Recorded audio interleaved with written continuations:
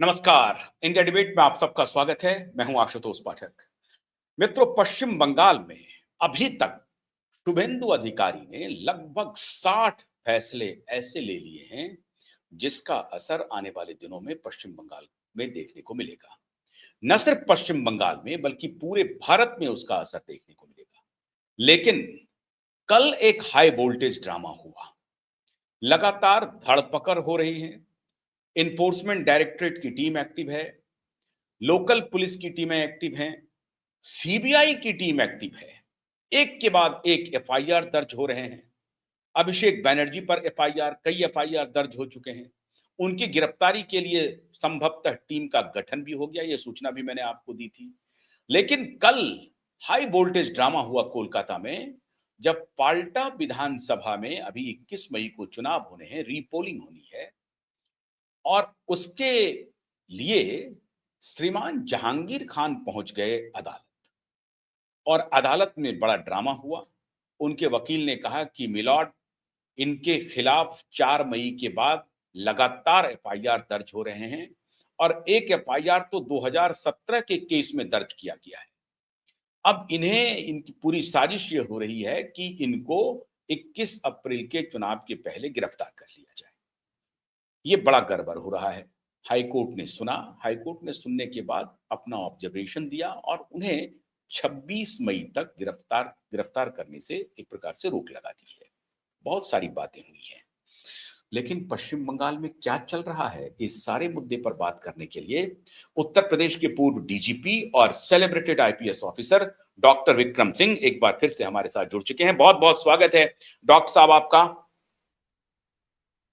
धन्यवाद आशुतोष जी, बड़ी कृपा की आपने। एक बहुत ही महत्वपूर्ण राष्ट्रहित के मुद्दे के ऊपर आपने विचार विमर्श का अवसर दिया। मैं ही नहीं और आप ही नहीं, पूरा देश टकटकी लगा के देख रहा है कि पश्चिम बंगाल आज क्या करेगा, क्योंकि उसकी दिशा और दशा निर्धारित करेगी कि देश आगे क्या करे। जी, आप कुछ कह रहे थे तो फिर हम लोग वार्तालाप शुरू करते हैं। अभी आईपीएस ऑफिसर को लेकर के बड़ी चर्चा हो रही है। अजय पाल शर्मा अभी भी संभवतः पश्चिम बंगाल में ही हैं। बहुत सारे आईपीएस ऑफिसर को शायद डिप्यूटेशन पर वहां भेजा गया है। कार्रवाई हो रही है। लगभग 60 कार्रवाई की लिस्ट अभी आई है हम लोगों के सामने, जो मैंने बनाया है कि 60 कार्रवाई एक साथ हो रहे हैं सर। लेकिन सबसे महत्वपूर्ण है श्रीमान जहांगीर खान का, क्योंकि 21 अप्रैल को फाल्टा में मतदान है और फाल्टा में ही शुभेंदु अधिकारी ने अपने एक सार्वजनिक कार्यक्रम में कहा कि अभिषेक बनर्जी, आपके 24 प्रॉपर्टी का लिस्ट कोलकाता म्युनिसिपल कॉरपोरेशन के पास पहुंच चुका है। इसकी हम तहकीकात कर रहे हैं। अब सर आगे क्या होगा? आशुतोष जी, आपका ये जो पाप की इमारत है, ये 50 साल पुरानी है और 15 साल में इस पे विशेष एक्सटेंशन और निर्माण और बैल्कनी और साज सज्जा का उपकरण लगाया गया है। और ये पाप की इमारत जिसको 50 साल लगा है, 15 साल में इसका नवीनीकरण हुआ है, आसानी से डिसमेंटल नहीं होती है। ये कोई ताश का घर नहीं है। 60 पॉइंट तो शुभेंदु जी ने बनाए हैं, लेकिन शुभेंदु जी ने जो बनाए हैं 60 पॉइंट, अभी आप आगे देखिएगा, ये अभी 600 पॉइंट पे परिणत हो जाएगा। एक पॉइंट पे 10-10 पॉइंट निकल के आएंगे। छोटे छोटे जिलाधिकारी, छोटे छोटे पुलिस अधीक्षक जब जाते हैं तो अपनी कार्य योजना बनाते हैं, एक चलते हुए व्यवस्था के ऊपर सुधार की बात करते हैं। पश्चिम बंगाल की जो दुर्भाग्यपूर्ण स्थिति थी, ये कहा जाता था कि बंगाल जो आज करेगा भारत उसको 50 साल बाद करेगा। तो 50 साल का कूड़ा समेटने में वक्त तो लगेगा, लेकिन जो जहांगीर और अभिषेक खान, आपने कहा ना, श्रीमान जहांगीर खान काबिल एहतराम, हर दिल अजीज जहांगीर खान के जो पाप हैं, अब उन्होंने कहा एफआईआर 2017 की लिख दी गई है। तो आप क्या चाहते थे 2017 की एफआईआर न लिखी जाए? कानून ये कहता है कि कभी भी कोई जुर्म हुआ हो, अगर एफआईआर न हुई हो तो तुरंत उस पर एफआईआर करा करके विवेचना होनी चाहिए। अभिषेक बनर्जी की 24 संपत्तियों के बारे में कार्रवाई हुई है, यह शुभ संकेत है। लेकिन मैं अपने अनुभव से कह देता हूं, ये 24 तो बहुत कम संख्या है। आप जितने जितने कुड़ते जाएंगे, प्याज की परत दर परत वो उतरती चली जाएगी। इन 60 पॉइंट के ऊपर अगर आप प्रोग्राम करेंगे तो शायद 60 शो आपको करने पड़ेंगे। 60 नहीं तो 30 तो करने ही पड़ेंगे। हम उसमें नहीं जाते, लेकिन ये अच्छा संकेत है, क्योंकि इसको ये कहते हैं कि जब कोई अच्छा कुशल प्रशासक जाता है तो उसका रोड मैप और एजेंडा रोज का रोज, हर 1 महीने का, हर 15 दिन का, 6 महीने का, 1 साल का, 5 साल का तैयार करके जाता है, और ये संतोष का विषय है। अगर आप देखिए सर कि इसमें जी सर, ये जो अभी आपने कहा 2017 का, 2017 में इनकी सरकार थी, 16 में आने के बाद 16 में दोबारा जीत करके ममता बनर्जी आई है, और 17 का केस है। इसका मतलब ये साबित होता है कि एफआईआर पुलिस जहांगीर खान के खिलाफ रजिस्टर नहीं कर रही थी। ये कौन सा जो है क्रांतिकारी सत्य है? ये तो सर्वविदित सत्य है, जिसको कहते हैं शाश्वत सत्य। टीएमसी के बारे में कहा जाता है the king can do no wrong, the TMC can do no wrong. वो गलती कर ही नहीं सकते हैं। एफआईआर तो सामान्य व्यक्तियों के ऊपर होती है, जो टीएमसी के विरोधी हैं उनके ऊपर हो सकती है। टीएमसी के कार्यकर्ता के ऊपर तो एफआईआर जो करेगा वो आत्मघात करेगा, सेल्फ गोल करेगा।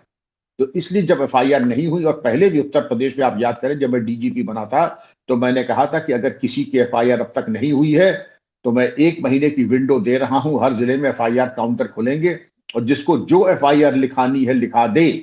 एफआईआर की संख्या, अपराध संख्या बहुत बढ़ गई, लेकिन उसके ऊपर कार्रवाई हुई, और जो जो बाहुबली थे, जो जो अत्याचारी थे, जो जो पाप आत्माएं थी, उनका निस्तारण हो गया। आशुतोष जी, ये बिल्कुल सही है, और इस पे आवश्यक होता है कि इस पे कार्रवाई करें, और ये कार्रवाई हुई, ये बड़ा संतोष का विषय है। और आशुतोष जी, इसको मैं चाहूंगा कि फिर भी मैंने एक बार परामर्श भी दिया था, पता नहीं आपके चैनल पे, कि एफआईआर काउंटर खुलवा दें, ऐसे जितने भी पीड़ित लोग हैं जाकर के अपनी एफआईआर लिखा लें। जी, आप कुछ कह रहे थे? हम अब सर, मैं ये कह रहा था कि अभी तो अभिषेक बनर्जी, और हमको लगता है कि हमारे कार्यक्रम और कहीं और जो आपने सजेशन दिया था कि सरकार को, कि अगर अभिषेक बनर्जी पर अविलंब एफआईआर नहीं होती है या कार्रवाई नहीं होती है तो ये माना जाएगा कि ये सब ढाक के तीन पात है। तो अब आपको थोड़ी संतुष्टि हो रही है कि नहीं, एफआईआर हो रहे हैं और एक्शन दिख रहा है सामने से? इतनी त्वरित कार्रवाई आशुतोष जी मैंने बहुत कम जीवन में देखी है। और अगर एफआईआर हो गई, एफआईआर पे वो तीर है जब निकलने के बाद वो फिर तर्कश में वापस नहीं आता है। एफआईआर हो रही है, संपत्ति चिन्हित हो गई है, और ये पश्चिम बंगाल की प्रबुद्ध जनता है, ये छोड़ने वाली नहीं है। सोशल मीडिया से लेके अन्य जो चैनल हैं, उसके माध्यम से ये अब इनके पीछे हाथ धो के पड़ जाएगी, इनके भागने के रास्ते हो जाएंगे बंद। और मैं चाहूंगा अभिषेक बनर्जी के साथ साथ जहांगीर खान, शाहजहां शेख, अब आपने तो कहा ना, जिले सुबहानी है, जिले सुबहानी, जहां पनाह शाहजहां शेख, नाम भी शाहजहां शेख, नाम भी जहांगीर खान, बादशाह सलामतों के नाम रख करके अब इनको ले आए जरा, बना दे इनके बहादुर शाह की औलादों के लेवल पे ले आए जरा इनको, तो इनको अपनी आटे दाल का भाव जरा मालूम पड़ जाए। जिस तरीके का अत्याचार इन लोगों ने किया है, और ये मैं सोचता हूं कि जिस तरीके की 60 पॉइंट जो आपने दिखाए हैं, वो एक तरीके से सामाजिक, न्यायिक, प्रशासनिक, और जो भी भारत सरकार की जो स्कीम्स है, बॉर्डर फेंसिंग वगैरह है, इन सब का समावेश इन 60 बिंदुओं पे है। और उसके बारे में समझता हूं कि बड़ी समग्र योजना है। और मैं इसके बारे में कुछ और भी परामर्श दूंगा, कि जैसे आपने सीबीआई के ऊपर एंटी करप्शन की जो बातें की थी, सिर्फ सीबीआई ही क्यों, आपके अपने जो एंटी करप्शन के मामले स्टेट के हैं, जिसपे कुंडली मार के प्रोसिक्यूशन सैंक्शन सरकार ने दिया नहीं, क्योंकि आपके लाडले और पालतू अधिकारी उसमें आरोपी थे, तो आपने प्रोसिक्यूशन सैंक्शन नहीं दिया। यह सुनिश्चित कर ले कि जिनको भी फाइलें पेंडिंग है उनमें सब में प्रोसिक्यूशन सैंक्शन दे, और जो कुंडली मार के अधिकारी बैठे थे उनको करें निलंबित। ये संतोष का विषय है कि आपने एक अपने पालतू अधिकारी एसएसबी शांतनु सेन विश्वास को, जो कि एक्सटेंशन चल रहे थे और टॉप पोस्ट पा रहे थे, उनको न सिर्फ आपने सस्पेंड किया बल्कि बर्खास्त भी कर दिया, उनके एक्सटेंशन समाप्त किए। इनकी प्रॉपर्टी की जांच कर रही है ईडी ने, उनको 28 मई तक लिया रिमांड पे। तो कस्टोडियल इंट्रोगेशन इनका इनका होना चाहिए। इन्हीं का क्यों, मैं तो चाहूंगा अभिषेक बनर्जी का भी हो, मैं तो चाहूंगा जहांगीर खान का भी हो, शाहजहां शेख का भी हो। और यही पाप खत्म थोड़ी होता। आरजी कार जो मेडिकल कॉलेज में बच्ची का बलात्कार और हत्या हुई थी, उसमें जो 3 अधिकारी हैं, उनके जो 3 अधिकारी हैं उनका भी आपने निलंबन तो कर दिया, लेकिन उनके ऊपर कार्रवाई मैं समझता हूं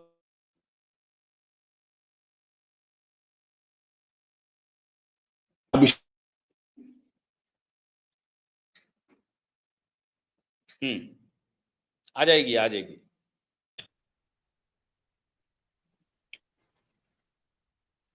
हाँ, आ रही है आवाज? आशु हाँ बिल्कुल आ रही है जी, आवाज, आवाज आप तो मुझे बोलिए बहुत आ बोलिए।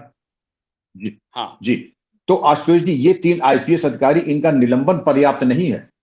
निलंबन के साथ साथ इनके ऊपर प्रशासनिक ऐतिहासिक कार्रवाई होनी चाहिए। आरजी कार के बारे में बता दूं, इतना बड़ा अन्याय आपने जीवन में कहीं नहीं देखा होगा कि केस को खत्म करने में, एविडेंस को समाप्त करने में, और मृतका के परिवार के पास जाकर के आप पैसे की प्रलोभन देना। और यही नहीं, मृतिका का नाम आपने प्रेस कॉन्फ्रेंस में खुलासा कर दिया, जो कि सभी नियमों के विपरीत है। तो इन तमाम चीजों के मद्देनजर मैं ये चाहूंगा आशुतोष जी कि इनके साथ साथ जो भी पाप का घड़ा भर रहा है, अब हम संक्षेप में उन तमाम बिंदुओं के बारे में जरा बात कर लें कि जो भी रिटायर्ड अधिकारी लगाए गए थे विभिन्न आयोगों में, सरकार में, एडवाइजर्स के रूप में, परामर्शदाताओं के रूप में, उनकी सेवा समाप्त कर दी गई। बहुत अच्छा ये बिंदु है। जी इसके अलावा अगर आप ये देखें कि आईएएस आईपीएस अफसर प्रशिक्षण पे जाते ही नहीं थे। उनको समझते थे कि जो केंद्र सरकार के प्रशिक्षण हैं, डीओपीटी की जो ट्रेनिंग कोर्सेज हैं, वो जानने की जरूरत नहीं। पश्चिम बंगाल के अधिकारी जो हैं सर्वज्ञ हैं, वो बिल्कुल ज्ञानी ध्यानी अंतर्यामी, उनको प्रशिक्षण की क्या जरूरत है। प्रशिक्षण की जरूरत तो आपको है, मुझे है, और इनको जरूरत थोड़ी है। खैर, ये जरूरी था कि डीओपीटी की गाइडलाइंस के अनुसार अब इनके प्रशिक्षण शुरू हो रहे हैं, और इनको सेंट्रल डेपुटेशन के बारे में, और आपने देखा तूफान बदतमीजी, एक और भारतीय न्याय संहिता, ये एक कानून है जो आईपीसी को, इंडियन पिनल कोड, संसद के द्वारा पारित कानून है, और पश्चिम बंगाल में लागू नहीं। मतलब मनमाने तरीके से, जिसको कहते हैं खुला खेल फरुखाबादी, तुगलकी तरीके से हम नहीं लागू करेगा। ऐसा ये कैसे तुम्हारे हो पूज सकता है सर? इस पर तो अलग से प्रोसिक्यूशन बनता है। नहीं, इस पर डिसमिसल होना चाहिए था। मैं हल्की बात नहीं कर रहा हूं। आप अगर हम्म। संसद से द्वारा पारित कानून लागू नहीं करेंगे, आपकी सरकार का होना चाहिए था डिसमिसल। और ऐसे कई मौके दिए, ममता ने ऐसे कई मौके दिए। आपने जब जा करके ईडी के अधिकारियों से आईपैक की फाइल छीनी, तब भी आपका डिसमिसल हो जाना चाहिए था। ये क्रिमिनल एक्ट्स हैं, ये सब संवैधानिक के साथ साथ ये क्रिमिनल एक्ट्स हैं। आपने ईडी के साथ जो फाइल कीजिए, सीबीआई के खिलाफ आपने धरना प्रदर्शन किया, जाके उनके अधिकारियों को डराया धमकाया, इन तमाम चीजों पे ममता बर्खास्त हो जानी चाहिए थी। अपराध पंजीकृत करके इनको भेजना चाहिए था जेल।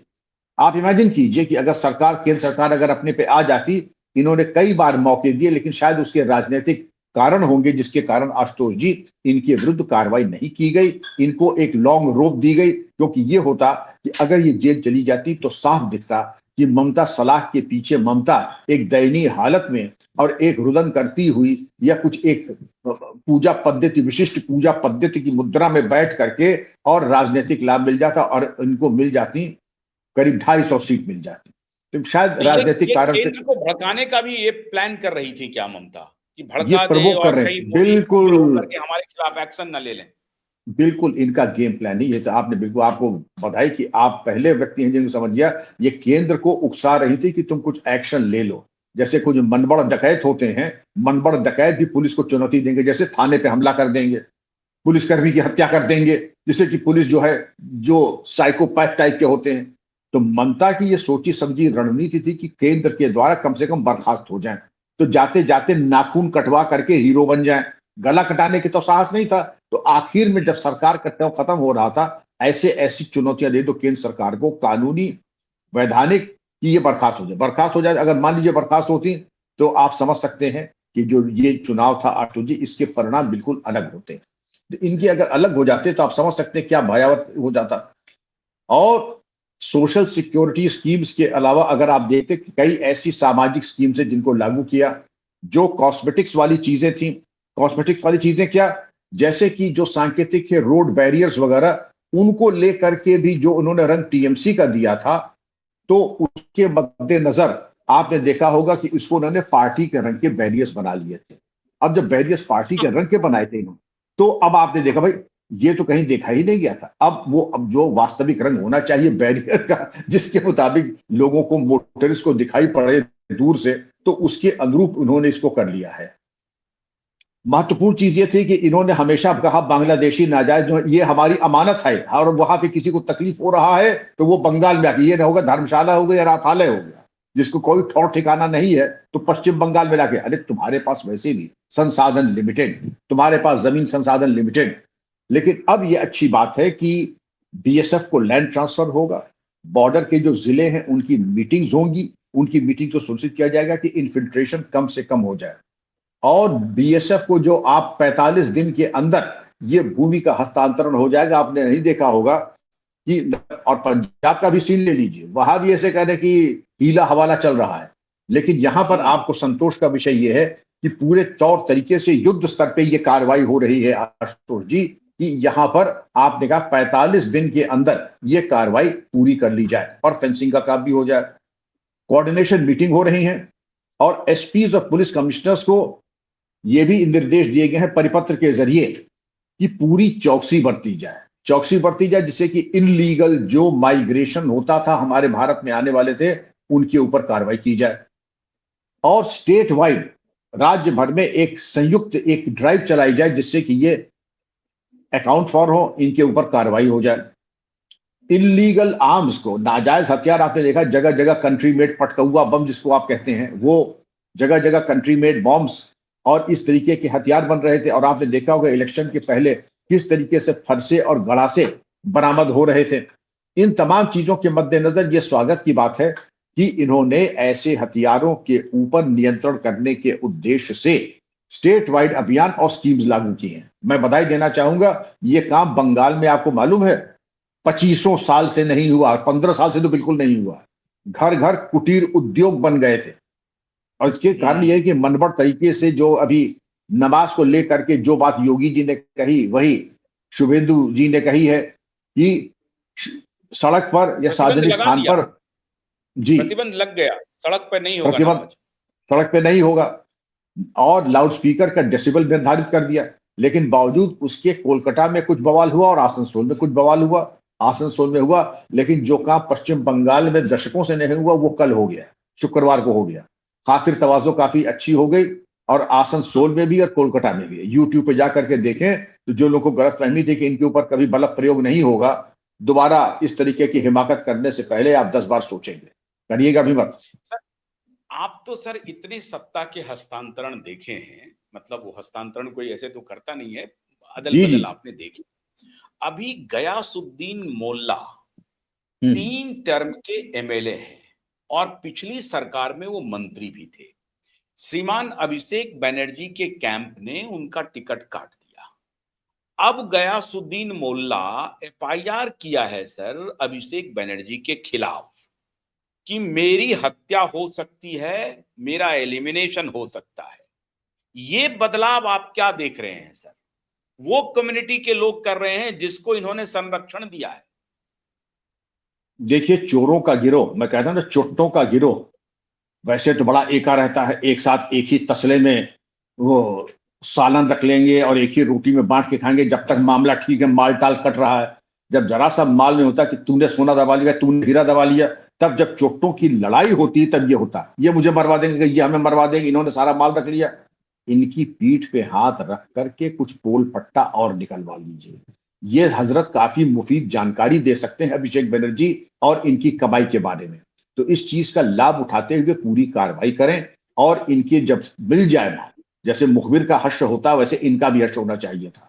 क्योंकि मैं अपने अनुभव से बता देता हूं, इनके पास्ट में अगर आप जाएं तो इनके पास्ट में आप देखेंगे कि बहुत पाप इन्होंने किया। और वैसे भी सरकार ने निर्णय लिया है कि 2021 के बाद निर्वाचन में जो भी बवाल टंटा हुआ है उसकी जांच होगी, विवेचना होगी। अभिषेक बनर्जी की जान का खतरा, लेकिन सरकार ने उससे भी अच्छा निर्णय जो लिया है कि अभिषेक बनर्जी की सुरक्षा स्केल डाउन कर ली। आप जितने के अधिकारी हैं उतनी ही मिलेगी। अब वो 2 कांस्टेबल हो, 3 कांस्टेबल हो, लेकिन Z+ की सिक्योरिटी अब आपको वो सुख नहीं मिलेगा। वही चीज टीएमसी के जिन लोगों ने सैकड़ों की तादाद में पुलिसकर्मी लगा रखे थे, वो सुख अब आपको नहीं मिलेगा। बड़ी पीड़ा होगी लोगों को, लेकिन आशुतोष जी पीड़ा होती रहे, ये पब्लिक कॉस्ट पे आता है। एक कांस्टेबल का खर्चा आता है महीने का 50,000 और औसतन टीए अलग, रहना खाना अलग। तो इसके ऊपर अगर आप देखें तो बहुत बड़ा सरकार की बचत और जो काम पुलिस का होना चाहिए, कानून व्यवस्था, उसमें आ जाएंगे। और आप कितनी भी सुरक्षा लगा लें, उग्र जनता, जैसे आरजी कार का केस ले लीजिए, ऐसे तमाम कितने केसेस पश्चिम बंगाल में हुए हैं, हत्याएं हुई हैं। और मुझे बताया जाता अभिषेक बनर्जी की Z+, मतलब आप ये देखिए, इस 2 कौड़ी के नेता, तथा कथित नेता तो नहीं कहूंगा, Z+, कितने हजारों लाखों की नेता भी नहीं है सर, जी ये गुंडे हैं, हाँ बिल्कुल गुंडे गुंडे हैं। हैं अब ये। इनके ऊपर जी। और कलकत्ता पुलिस ने भी तमाम चीजें, ट्रैफिक का यातायात और उसका, और Calcutta police, West Bengal police जानी जाती है ट्रैफिक मैनेज के लिए, हेलमेट लेस राइडिंग वगैरह इन चीजों को ले रखी है। और जो माओवादी चरमपंथी थे, उनके जो मेंबर थे श्रद्धा विश्वास, उनकी कोलकाता में एसटीएफ ने अरेस्ट की। इसका मतलब धरपकड़ चल रही है, वांछित और सक्रिय अपराधियों की सूचियां बनी हुई हैं और उनके ऊपर छापे पड़ रहे हैं। और इसी तरह एक और टुल्ला मंडल अरेस्टेड इन नारकोटिक्स के लिए, मतलब धरपकड़ खूब अच्छी तरीके से चल रही है। मेरा एक और परामर्श होगा कि इसके ऊपर, जिनके ऊपर 3 से अधिक केस हैं, उनके ऊपर पुरस्कार की घोषणा कर दे। अभी तक पुरस्कार की घोषणा की बात आई नहीं है, लेकिन कम से कम जो यूपी एटीएस एसटीएफ का जो बेस्ट प्रैक्टिस है, इनके फोटो वगैरह चिपका दें, पुरस्कार की घोषणा कर दे, और एक वेबसाइट पे वांछित अपराधी सूचना जनता के अगर सूचना देगा तो भी मिलेगी, जो पकड़वाएगा उसको मिलेगी। और कौशिक घोष और महेश चंद्र साहा ये भी गिरफ्तार हुए हैं, क्योंकि कैश फॉर जॉब स्कैम में ये वांछित थे, अब तक ये घूरे थे। टीएमसी के ये सुजीत बोस, ये म्युनिसिपल रिक्रूटमेंट स्कैम में। तो आशुतोष जी आप देख रहे किस तरीके से धरपकड़ लगातार की जा रही है। और इसकी आपने देखा होगा कि शांतनु सिन्हा विश्वास के ऊपर तो कार्रवाई आपने देख ही लिया है, लेकिन इन तमाम चीजों के मद्देनजर आपने देखा होगा कि एक जेल संरक्षण गृह के ऊपर हमला किया गया, वहां पर 23 मोबाइल बरामद किए गए, लेकिन वहां के जो सुपरिंटेंडेंट और जो इंचार्ज थे उनको सस्पेंड किया गया है। मेरा एक मशवरा ये होगा कि ऐसे लोगों को, जो हैबिचुअल ऑफेंडर्स हैं, चाहे पुलिस में हो चाहे प्रशासन में हो, अनुच्छेद 311 और जैसा कि है कि 50 साल की सेवा या 25 साल की नौकरी, जो भी कम हो, उसके अंतर्गत आप जबरिया कंपल्सरी रिटायरमेंट भी कर सकते हैं। इस प्राविधान का इस्तेमाल पश्चिम बंगाल सरकार में बहुत दिनों से नहीं हुआ है। अब चूंकि शुभेंदु जी ने, माननीय मुख्यमंत्री जी ने पश्चिम बंगाल की ये कार्रवाई शुरू कर दी है, तो इसके ऊपर भी विचार कर लें, क्योंकि अब पश्चिम बंगाल कुर्बानी मांग रहा है। इसलिए ये जरूरी है कि इनके ऊपर ऐतिहासिक कार्रवाई की जाए। और अच्छा, अभी गिरफ्तारी का जी शुभेंदु जी के राज्य में सर थोड़ा सा लग रहा है कि डेमोक्रेसी की भी रक्षा हो रही है। कल जो बिल्कुल हो रहे। कोर्ट में जज साहब ने कहा कि हम 26 तारीख तक रोक लगाते हैं, ये चुनाव लड़ें। श्रीमान जहांपनाह जहांगीर जी ये चुनाव लड़ने के अधिकारी हैं, इनको कोई रोक नहीं सकता है, हम भी नहीं रोक सकते।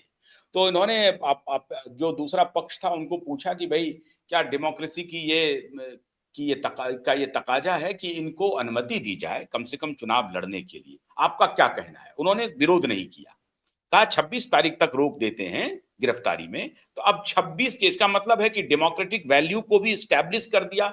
ये भी आरोप नहीं लगेगा कि देखिए शुभेंदु की सरकार आ गई और कोर्ट ने उनके इशारे पर इनको गिरफ्तार करवा दिया। देखिए, मैं 2 बातें कह रहा हूं। लोकतंत्र के मूल्यों को ये शाश्वत है, पुण्य है, और इसका पूरा सम्मान किया गया है इस सरकार ने, इसके लिए उनको साधुवाद। और यही नहीं, इसकी एक और मिसाल मैं आपको देता हूं। उन्होंने नाजायज मदरसों के जो इमाम है, उनकी जो ऑनरेडियम है, उसको बंद किया। उसी के साथ जो बात प्रकाश में आ रही है, जो पुरोहितों के जो आपके अलाउंस है, उनको भी बंद किया।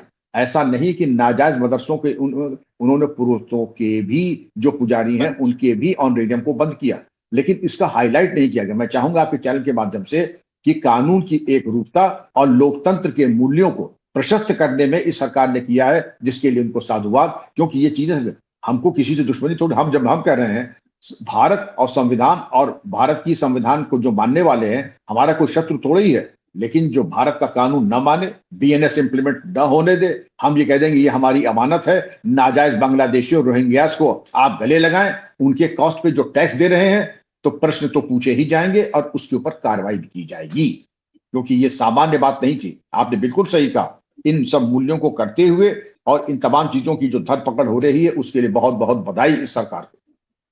और इसका मतलब 26 के बाद तो गिरफ्तारी होगी ना, जहां पनाह की। जहां पनाह की खैरियत, मैं उनका सबका, मैं किसी की निंदा स्तुति नहीं करता हूं।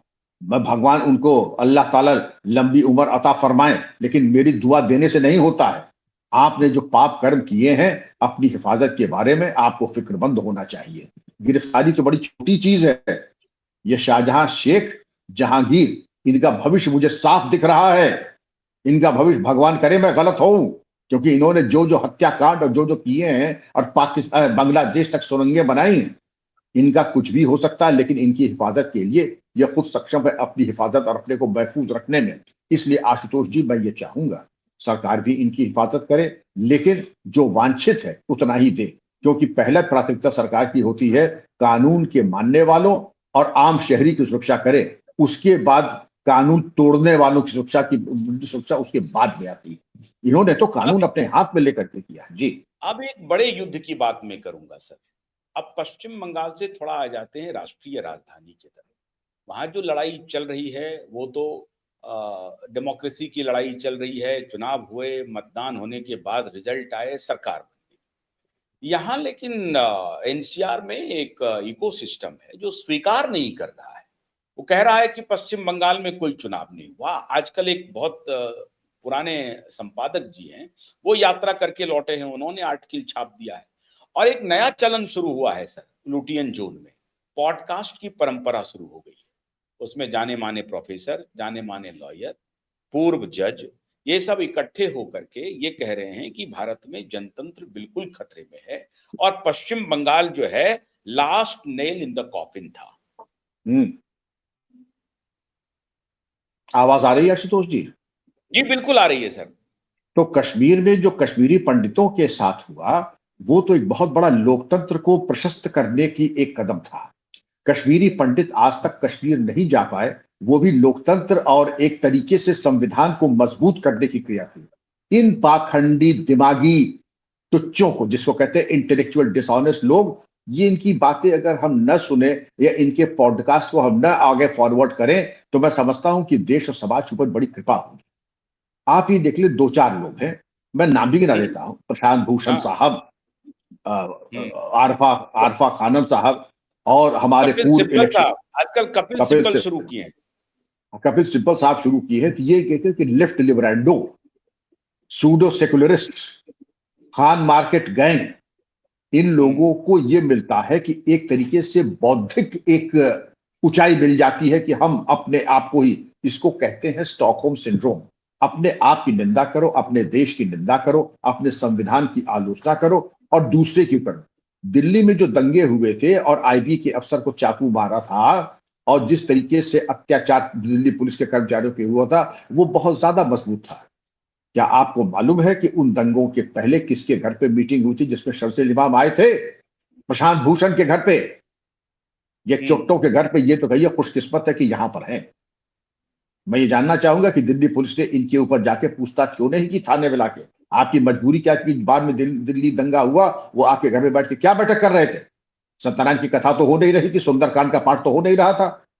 दूसरी चीज, इन लोगों के ऊपर आपने बिल्कुल सही कहा है, पश्चिम बंगाल में आपने तो 23 लाख वोटरों को बाहर कर दिया। 23 लाख वोटरों को नहीं, जो चीज सुप्रीम कोर्ट के आदेशानुसार उनकी मॉनिटरिंग में हो रही, आप लोगों के गिरोह ने पूरी कोशिश कर ली कि हमारे जजेस को, जिसमें एक महिला जज भी थी, उसके बच्चे को आपने बंधक बनाया। और इस छोटे जहांगीर खान ने कहा कि हमने बंधक थोड़ी बनाया, हमने खाना और पानी जाने दिया। वो भी अराजकता आपने देखी थी 4 मई के पहले, जिस तरीके की तूफान बदतमीजी गुंडागर्दी होती थी, उसके बारे में एक शब्द नहीं कहा। जिस तरीके की एक मॉब शब्द लिंचिंग नहीं। कर, हाँ, नहीं, हम कन्हैया ये लाल कह की रहे हुई थे थी कि जो जी। फैक्चुअली इनकरेक्ट है, क्या वहां पे 3 लाख फोर्स नहीं लगाने चाहिए थे?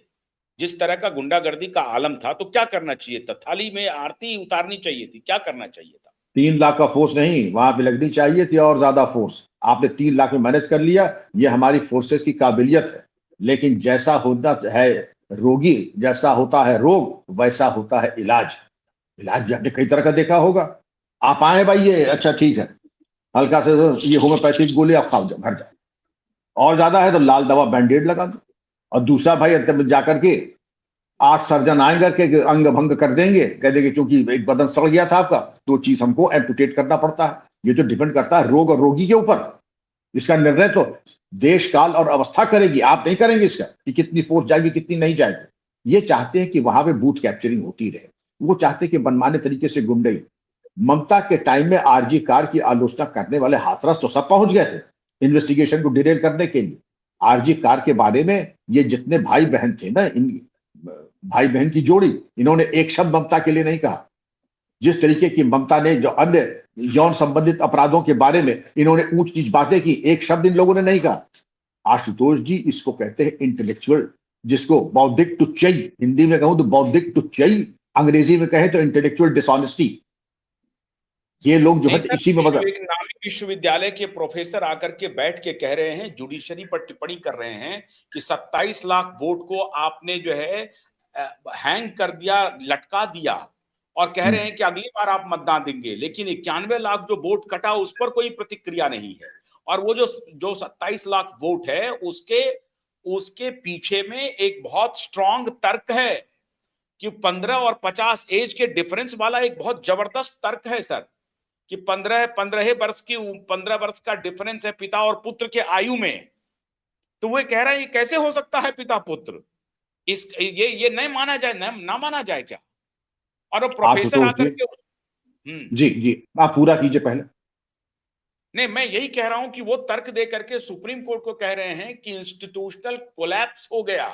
सुप्रीम कोर्ट के जज कह रहे हैं कि 27 लाख जो है अगली बार मतदान कर देगा, अभी नहीं हुआ तो अगली बार कर देगा।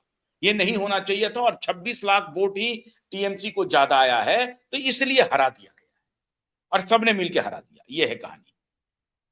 आशुतोष जी, इन्होंने टीएमसी के द्वारा किए गए पाप, फेंसिंग को न करना, बीएनएस का न लागू होना, आरजी कार मेडिकल कॉलेज एक के शब्द नहीं बलात्कार, एक शब्द नहीं बोला। आप दिखाई पड़ रहा है। अब मैं बता दूं आपको, ये जितने नाम आपने हमने लिए हैं, और ये लोग जो हैं ये किसी के टुकड़ों पे, जॉर्ज सोरस के टुकड़ों पे पल रहे हैं।